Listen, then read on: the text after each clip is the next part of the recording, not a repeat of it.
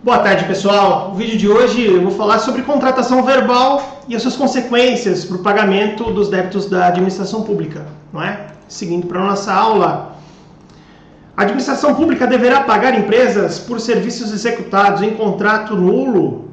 Contrato nulo é uma das suas espécies, é o contrato verbal, não é? E a resposta é positiva. Olha lá, vamos acompanhar comigo aqui uma situação hipotética em que a empresa Mévio Limitada realizou serviços de construção civil por 6 meses no município X, atendendo a solicitação de um secretário de obras. Isso é muito comum no final de mandato. A gente está agora no ano que foi eleitoral em municípios. Isso acontece bastante. O prefeito, para entregar, até concorrendo numa reeleição, ele quer entregar uma série de obras e não dá tempo de participar de uma licitação, o secretário de obras chega nas empresas que normalmente já prestam serviços ali para aquele município e solicitam verbalmente que façam obras aí no município, que entregue essas obras e que depois realizar esse pagamento, né? Então aqui, apesar de ter realizado o serviço, o pagamento combinado para o final dos trabalhos não foi realizado.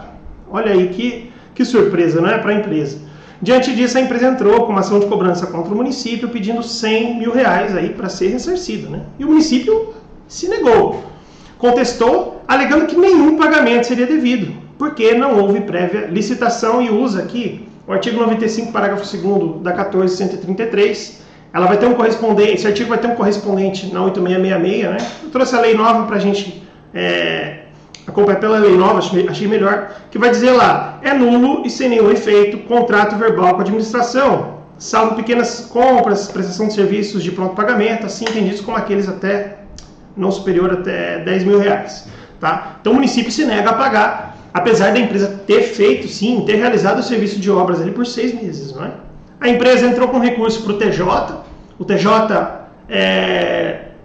acompanhou o juiz de primeiro grau que deu razão ao município, e aí entrou depois a empresa com recurso especial no STJ, não é? E alegou o quê?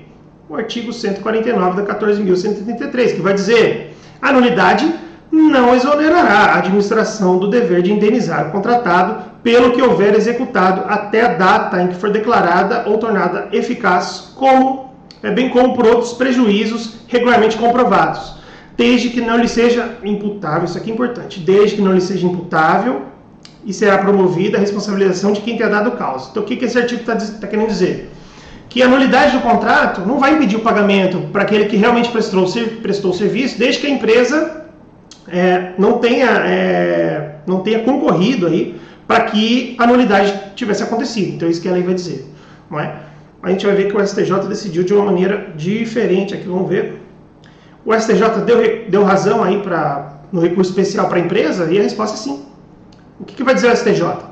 Que a jurisprudência estabelece que mesmo nos casos de nulidade do contrato firmado com a administração pública por falta de licitação, o pagamento pelos serviços efetivamente prestados deve ser realizado, tá? Desde que devidamente comprovados que eles foram realizados, não é? Desde que haja ali uma medição e tal, comprovando ali que o serviço foi prestado, para evitar o enriquecimento ilícito da administração, que teve um benefício de ter aquele serviço prestado, em que pese não ter havido a licitação, né, essa irregularidade, deve ser sim, esses serviços devem ser sim ressarcidos para as empresas, tá? Então as empresas têm o direito de receber sim.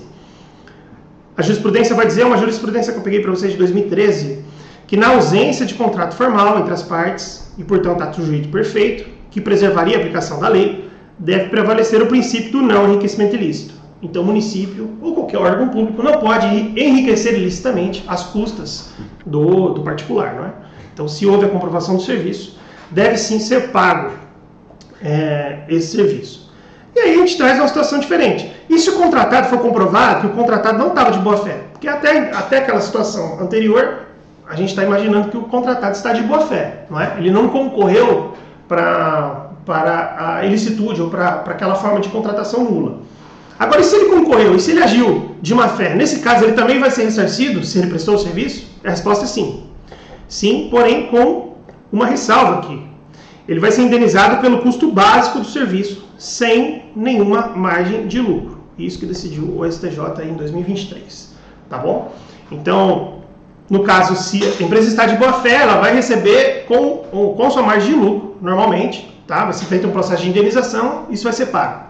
Se houve má fé da empresa, né, se ela concorreu para essa ilicitude do contrato, ela vai receber também, só que vai ser ressarcido somente o custo básico, não vai ter a margem de lucro para a empresa. Então a gente chega nessa conclusão de que no caso de contrato verbal sem licitação, o ente público deve indenizar, desde que provada a efetiva prestação do serviço, ainda que por terceiros. Então, se às vezes a empresa subcontratou, não tem problema, tá? Vai ser ressarcido da mesma maneira, ainda que prestado por terceiros e comprovado que tais serviços reverterem em benefício da administração.